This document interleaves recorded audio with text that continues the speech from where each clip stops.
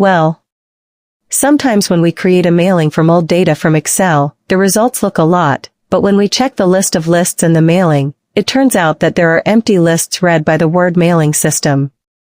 This happens because the file or data in Excel is likely to be deleted. To delete an empty list in mailings, the method is very easy. You can reopen the Excel file containing the mailing database that we created, then delete the empty rows at the bottom of the data. However, delete it from the row header. The method is to click the row header, then left-click the mouse, then slide it down as much as possible, then release and right-click the mouse, then select delete.